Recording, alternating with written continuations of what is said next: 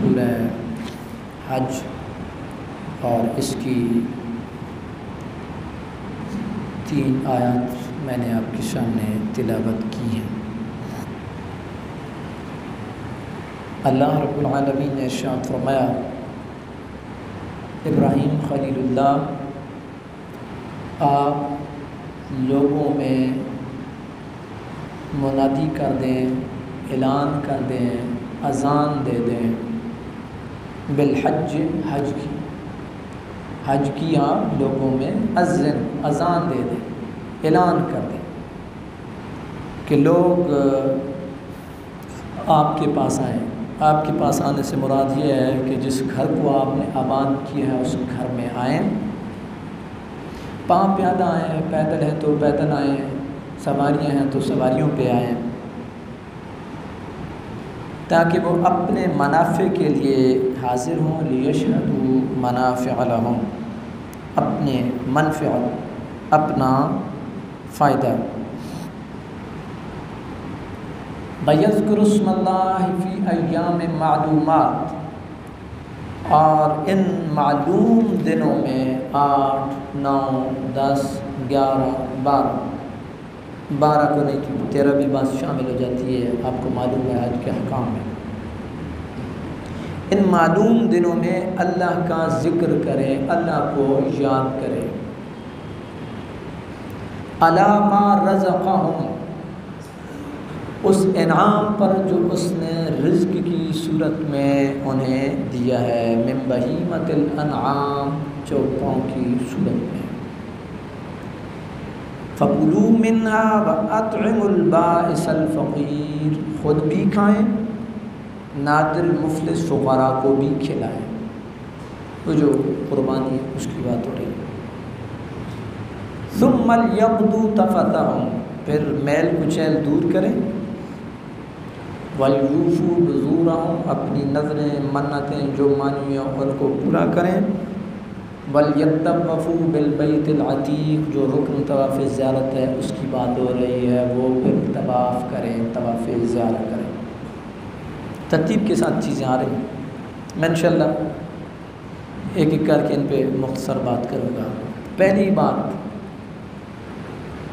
حضرت ابراہیم خلیل اللہ کا معجزہ اور رب کی قدرت الہی اور معجزہ ملے ہوتے ہیں، ان کو آپ الگ نہیں کر سکتے۔ قدرت الہی شامل حال نہ ہو تو معجزہ رونما نہیں ہو سکتا، اور معجزہ عام پھر لوگوں کو نیچے چھوڑ جاتا ہے اور وقت کے نبی کو اوپر اٹھاتا ہے۔ لہذا حضرت ابراہیم خلیل اللہ کا معجزہ کہ ایک آدمی، آپ دیکھیں نا، ایک آدمی اعلان کرتا ہے، بھلے سپیکر کے ذریعے سے ہی کرے، اس وقت تو یہ چیزیں ناپید تھیں، لیکن میں ایک سمجھانے کے لیے بات کر رہا ہوں، بھلے کسی آلے کے ذریعے سے ہی اعلان کرے کہ ادھر تک جائے گا، لیکن اللہ رب العالمین سے جب حضرت ابراہیم خلیل اللہ نے استفسار کیا کہ الہی کتنے لوگ میری آواز سنیں گے، کتنے لوگ میری بات سنیں گے، تو اللہ رب العالمین نے ارشاد فرمایا، ابراہیم اذان دینا تیرا کام ہے، لوگوں کی سماعتوں تک پہنچانا میرا کام ہے۔ اور عالم ارواح میں بھی اللہ رب العالمین نے یہ آواز سماعتوں سے ٹکرائی، اور جو ابھی تک روحیں عالم ارواح میں تھیں، عالم وجود میں نہیں تھیں، جن نے لبیک کہا، اللہ رب العالمین نے ان کا مقدر کر دیا۔ یہ اللہ کا نظام ہے۔ اسی لیے آپ جو پڑھتے ہیں نا، حسبنا اللہ و نعم الوکیل، نعم المولا و نعم النصیر، ہمارے لیے اللہ کافی ہے۔ وہ رب ہے جو محال کو ممکن بناتا ہے، جو چیز آپ کو بظاہر محال اور ناممکن نظر آ رہی ہوتی ہے اس کو بھی ممکن بنانا کس کا کام ہے؟ اس وحدہ لا شریک ذات کا کام ہے۔ ابھی آپ حالیہ دیکھ لیں، ہم سب مایوس ہوئے تھے، شدت گرمی ہے، حدت ہے، بارشوں کے کوئی آثار نہیں ہے، وہ جو چیز ہمیں محال نظر آ رہی تھی اس کو ممکن کس نے بنایا؟ اللہ رب العالمین نے بنایا ہے۔ اور آپ جون کے اندر بھی جو ہے وہ پنکھا لگا کے نہ سو سکے، یہ کس کی قدرت ہے؟ یہ اللہ رب العالمین کی قدرت ہے۔ اسی طریقے سے ابراہیم خلیل اللہ علیہ السلام نے بتقاضۂ بشریت استفسار کیا، اللہ رب العالمین نے ارشاد فرمایا، ابراہیم اذان دینا تیرا کام ہے، ان کی سماعتوں سے ٹکرانا میرا کام ہے۔ تو پھر اللہ تعالیٰ نے آج بھی آپ دیکھیں، اللہ تعالیٰ نے نظام بنایا کہ جن لوگوں کے رب نے مقدر کیا وہ جاتے ہیں، جا رہے ہیں۔ آگے ارشاد ہوا لیشہدوا منافع لہم، اپنے منفعتوں کے لیے آئیں۔ منفعت دو طرح کی ہوتی ہے، ایک دینی منفعت، ایک دنیاوی منفعت۔ دینی منفعت، دینی فائدہ مقدم ہوتا ہے دنیاوی فائدے پہ، اس لیے کہ دنیاوی فائدہ کیا ہے؟ چند دن، چند مہینے، چند سال، بس ختم۔ لیکن دینی منفعت، اور وہ کیا ہے؟ دینی منفعت سمپل کیا ہے؟ ثواب کا سمیٹنا، گناہوں کی معافی، یہ اللہ کی یاد، اللہ کی ذکر، اللہ کا فکر، اللہ کا قرب، یہ کیا ہے؟ یہ دینی منفعت ہے، اور یہ سب سے مقدم ہے۔ آپ کے پاس کچھ بھی نہ ہو نا، آپ کے پاس صرف اللہ کا قرب ہو تو آپ کائنات میں سب سے عظیم آدمی ہیں، اور آپ کے پاس سب کچھ ہو اور اللہ کا قرب نہ ہو تو کوئی چیز کوئی حیثیت نہیں رکھتی، معنی نہیں رکھتی۔ لیشہدوا منافع لہم، اپنے فائدے کے لیے آئے۔ اور اس دور میں تجارت بھی ہوتی تھی، اب بھی تجارت ہوتی ہے۔ آپ دیکھیں سعودی عربیہ کا جو ایک بہت بڑا ریونیو کا حصہ ہے وہ حج اور عمرے کے اوپر ڈیپینڈ کرتا ہے۔ ایک آدمی جاتا ہے وہاں، وہ ہوٹلنگ، وہ وہاں اسٹے کرتا ہے، ہوٹل والوں کا نظام چلتا ہے، گاڑیوں والوں کا نظام چلتا ہے، دکانداروں کا نظام چلتا ہے، کوئی تسبیح لے رہا ہے، کوئی ٹوپی لے رہا ہے، کوئی کیا لے رہا ہے، کوئی کیا لے رہا ہے، اللہ کا نظام ہے۔ لیشہدوا منافع لہم، اور اس وقت تو یہ تھا کہ ادھر کے لوگ یہ چیز لے کے آئے، ادھر کے لوگ یہ چیز لے کر کے آئے، یہ ایکسچینج ہوتا تھا چیزوں کا، تو وہ بھی ایک پہلو تھا۔ تو اللہ تعالیٰ نے شاید فرمایا اپنا منافع جو ہے وہ اس کے اوپر کوئی پابندی نہیں ہے۔ مطلب کیا ہے؟ روزی اور رزق کی تلاش، اس میں کوئی قباحت نہیں ہے، محنت ہے آپ کی کوشش ہے، کوشش کرنا آپ کا کام ہے۔ اللہ رب العالمین جو ہے پھر وہ نظام چلانے والا ہے۔ پھر ارشاد فرمایا وَيَذْكُرُ اسْمَ اللَّهِ فِي أَيَّامٍ مَّعْلُومَاتٍ، ساتھ میں وہ جو ایک خیال تھا نا کہ کہیں ایسا نہ ہو کہ تجارت ہی ترجیح بن جائے، یہ نہیں ہے۔ فی ایام، حج کے دنوں میں حج کے اوپر فوکس کرو۔ یہ بھی ابھی بھی آپ لوگ دیکھتے ہیں، لوگ ہوٹلوں میں جاتے ہیں، کھانے کھاتے ہیں، سیر سپاٹا کرتے ہیں، مارکیٹوں میں گھومتے ہیں۔ مارکیٹ تو آپ کو ادھر بھی مل جائے گی، لیکن اللہ کے گھر کا طواف تو پھر نہیں ملے گا۔ وہ نماز جو آپ نے حرم پاک میں پڑھنی ہے وہ پھر آپ کو نہیں ملے گی۔ وہ نماز جو آپ نے روضہ رسول پہ مسجد نبوی میں پڑھی ہے وہ پھر آپ کو نہیں ملے گی۔ پتہ نہیں زندگی وفا کرے گی کہ نہیں کرے گی، کس کو معلوم ہے؟ پھر یہ آئے گی شب، کس کو معلوم ہے؟ یہ شبیں، یہ راتیں پھر آپ کو نصیب ہوں گی کہ نہیں ہوں گی، یہ تو اللہ تعالیٰ بہتر ہے۔ تو اللہ تعالیٰ نے ارشاد فرمایا وَيَذْكُرُ اسْمَ اللَّهِ فِي أَيَّامٍ مَّعْلُومَاتٍ، یہ جو آج کے ایام ہیں ان میں اللہ کا ذکر کرو۔ عَلَىٰ مَا رَزَقَهُم مِّن بَهِيمَةِ الْأَنْعَامِ، اس نے تمہیں ان چوپاؤں کے ذریعے سے رزق دیا ہے۔ یہ روزی اور رزق کے اوپر بھی اللہ تعالیٰ کا ذکر کرو، اللہ تعالیٰ کا شکر ادا کرو۔ اور ابھی تو چونکہ زمانہ ماڈریٹ ہے، مال مویشی اس کا اتنا نہیں ہے، لیکن ایک آیت میرے ذہن میں آ رہی ہے، میں آپ کے ایک سماعتوں کی نظر کرتا چلوں۔ یہ جاندار اور جانور یہ وہ اساس ہے۔ گاؤں میں مال، اس کو کہتے ہیں مال، تو مال یہی ہوتا تھا گاؤں میں، جس کے پاس کسی کے پاس بھینسیں بندھی ہوئی ہیں، بیل بندھی ہوئی ہیں، بکریاں ہیں، بھیڑیں ہیں، اس کو مال کہتے ہیں، ہم اپنی ٹپیکل لینگویج میں مال کہتے ہیں۔ تو مال یہی ہے۔ تو اللہ رب العالمین نے یہ جو مال دیا ہے، اس کے اوپر اللہ کا یہ جو رزق دیا ہے اللہ نے، اس کے اوپر شکر ادا کرو۔ اور جانور ایسی چیز ہے، میرے رب نے ارشاد فرمایا، آپ دیکھیں گوشت کھاتے ہیں قربانی کے دنوں میں، عام دنوں میں بھی کھاتے ہیں، یہ کس سے حاصل کرتے ہیں؟ حلال جانداروں سے حاصل کرتے ہیں، یہ اللہ کا انعام نہیں ہے تو اور کیا ہے؟ پھر میرے رب نے ارشاد فرمایا نسقیکم مما فی بطونها من بین فرث ودم لبنا خالصا سائغا للشاربین، اس گوبر سے اور اس خون سے فلٹر کر کے ہم ان کو ایسا دودھ پلاتے ہیں جو خالص بھی ہوتا ہے، جو ان کے لیے لذت کا سامان بھی کرتا ہے۔ یہ اللہ تعالیٰ کا رزق نہیں ہے تو اور کیا ہے؟ اللہ تعالیٰ کی مہربانی اور اللہ تعالیٰ کا۔ پھر آپ دیکھیں ایک اور آیت 14 پارے میں، وَمِنْ أَصْوَافِهَا وَأَوْبَارِهَا وَأَشْعَارِهَا أَثَاثًا وَمَتَاعًا إِلَىٰ حِينٍ، جو میرے علاقے کے لوگ بیٹھے ہیں ان کو معلوم ہوگا۔ وَمِنْ أَصْوَافِهَا وَأَوْبَارِهَا وَأَشْعَارِهَا أَثَاثًا وَمَتَاعًا إِلَىٰ حِينٍ، یہ جو بھیڑیں ہیں ان کی اون، یہ جو اونٹ ہیں اس کو ہم اپنی زبان میں ملس کہتے تھے اس وقت، اون کہہ لیں آپ، ان کی اون، بکریوں کے بال، ان کے اندر کیا ہے؟ اثاث ہے، اثاث ہے۔ تو یعنی تمہارا مالی فائدہ اس میں، کمبل بن رہے ہیں اور چادریں بن رہی ہیں اور پتہ نہیں کیا کیا بن رہا ہے۔ وَمَتَاعًا إِلَىٰ حِينٍ، اور ایک خاص وقت تک نفع حاصل کرنے کے لیے اللہ نے سامان رکھا ہے۔ اور بات تھوڑی سی ارریلیونٹی ہے، لیکن اللہ کی قدرت دیکھیں، اللہ کا نظام دیکھیں. میں آپ کو اپنی جو تھوڑی بہت زندگی دیہات میں گزاری اس کے حوالے سے بات کر رہا ہوں. یہاں تک کہ اس جانور کا گوبر جو ہے وہ بھی جس زمین میں آپ ڈالتے ہیں وہ زمین ڈی اے پی، سونا، یوریا صرف ایک سیزن کے لیے کام کرتی ہے، اور وہ گوبر 3 سال تک وہ زمین جو ہے وہ بتاتی ہے کہ اس کے اندر کسی نے دیسی کھاد ڈالی ہوئی ہے. اور پھر ایک اور بات، جس زمین کو آپ یوریا ڈالیں، ڈی اے پی ڈالیں، فلانا یہ وہ، اس کی گندم کی روٹی آپ گوندھ کے آٹا، تو پیچھے ہٹیں، آپ آدھے گھنٹے کے بعد اگر آپ کو وہ سیاہ مائل آٹا ہونا شروع نہ ہو جائے تو آپ دیکھ لیجئے گا، پریکٹیکلی دیکھ لیجئے گا. لیکن وہ کھاد جو دیسی کھاد ہوتی ہے اس کا آٹا آپ کا 2 دن بھی پڑا رہے وہ رنگ نہیں بدلتا ہے. اللہ رب العالمین نے ارشاد فرمایا لِيَشْهَدُوا مَنَافِعَ لَهُمْ، منفعت. اللہ تعالیٰ نے ان جانداروں کے ہر چیز میں منفعت رکھی ہے، ان کی کھال، ان کی اون، ان کا گوبر، ان کا گوشت، ان کا دودھ. اللہ تعالیٰ نے ارشاد فرمایا یہ ہماری نعمتیں، ان کو کھاؤ اور اللہ تعالیٰ کا شکر ادا کرو. لیکن درمیان میں الگ سے ذکر کیا وَيَذْكُرُ اسْمَ اللَّهِ فِي أَيَّامٍ مَّعْلُومَاتٍ. جو ترجیح اول ہے اس کو ترجیح اول بناؤ. حج کرنے کے لیے آئے ہو، حج کے دنوں میں اللہ تعالیٰ کو یاد کرو، اللہ کا ذکر کرو. فَكُلُوا مِنْهَا وَأَطْعِمُوا الْبَائِسَ الْفَقِيرَ. پھر ایک اور جو ہماری کمزوری ہے اس کو بھی بیان کیا، خود بھی کھاؤ، نادر مفلس کمزور آدمی جو ہے ان کو بھی کھلاؤ. قربانی کی گوشت کی بات ہو رہی ہے، ان کو بھی کھلاؤ. اور آپ کو معلوم ہے ایکسرسائز آپ کو معلوم ہے، مینا سے عرفات سے مزدلفہ، مزدلفہ سے مینا سے مکہ سے پھر مینا. انشاءاللہ العزیز میں واجبات فرائض الگ کروں گا انشاءاللہ. تو اللہ تعالیٰ نے ارشاد فرمایا خود بھی کھاؤ، یعنی جب قربانی کرو مینا میں آ کر کے خود بھی کھاؤ، اور جو اپنے کمزور مسلمان بھائی ہیں، نادر ہیں، مفلس ہیں، ان کو بھی کھلاؤ. تو یہی حکم اس قربانی کا بھی ہے. یہی نہیں ہے کہ ساری ڈمپ کر کے رکھنی ہے اور یہ تکوں کے لیے الگ ہے تو باقی جو ہے نا جی قیمے کے لیے الگ ہے، تو باقی کمزور آدمی اور غریب آدمی وہ دیکھتے رہے کہ قربانی کا گوشت دے گا نہیں دے گا.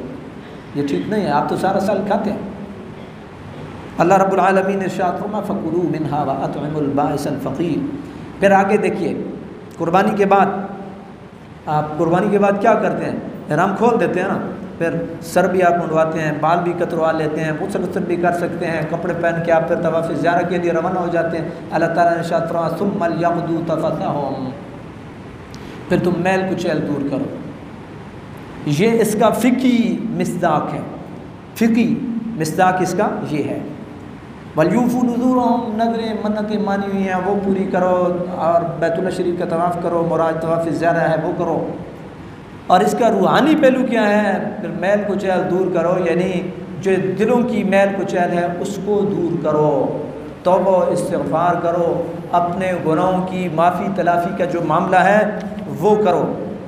نبی پاک صاحب الاولاق نبی کریم رؤوف الرحیم صلی اللہ علیہ وسلم کی ایک حدیث پاک میں آپ کے گوش گزار کرنا چاہوں گا. حضور نے ارشاد فرمایا تابعوا بین الحج والعمرۃ فانہما ینفیان الفقر والذنوب کما ینفی القیر حبۃ الحدید والذهب والفضة وليس للحج المبرور ثواب الا الجنہ. حضور نے ارشاد فرمایا پے در پے حج عمرے کیا کرو، یعنی جن کو اللہ تعالیٰ نے دیا ہوا ہے نا وہ حج اور عمرے کیا کرو، کیونکہ یہ فقر کو دور کرتے ہیں اور گناہوں کو مٹاتے ہیں. جس طرح آپ دیکھیں حضور نے مثال دے کے ارشاد فرمایا سونا ہے نا، سونا میلا ہو جاتا ہے تو پھر آپ سنہرے کے پاس لے کر کے جاتے ہیں، اس کو دھو ذرا، اس کو صاف کر دو. جس طرح وہ سنہرا اس کو دھو کر کے صاف کرتا ہے اور دوبارہ سے وہ لشپش اور چمک اس کی اوپر آ جاتی ہے، اسی طریقے سے جب آپ اللہ کے گھر کا طواف کرتے ہیں اور نبی کے در کی زیارت کرتے ہیں تو اللہ رب العالمین آپ کی اور میری کمزوریوں کو وہ معاف کرتے ہوئے دوبارہ ہمیں چمکا دمکا دیتا ہے.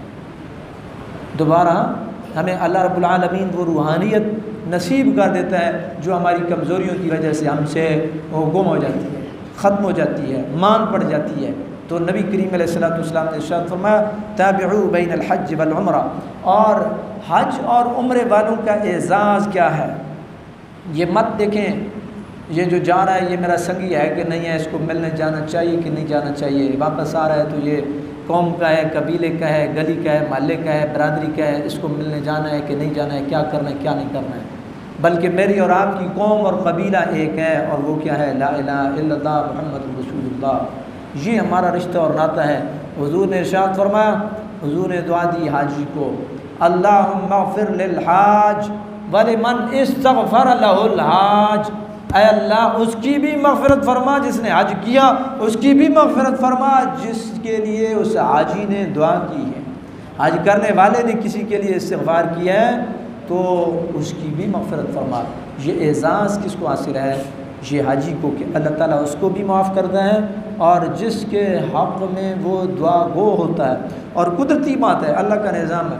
ویسے نارمل روٹین میں آپ کو شاید کئی لوگ ایسے ہوں گے جو یاد آئیں گے نہیں آئیں گے، لیکن حج یا عمرے کے لیے کوئی آدمی جو آپ کو ملا ہو اور اس نے آپ کو گزارش کی ہو، ایسا ممکن نہیں ہے کہ آپ کہیں آپ حرم پاک میں بیٹھے ہوں وہ بندہ یاد نہ آئے، آپ در رسول میں بیٹھے ہوں وہ بندہ کہیں نہ کہیں سے اللہ گھما پھرا کے اس بندے کی بات آپ کے ذہن میں ڈال ہی دیتا ہے۔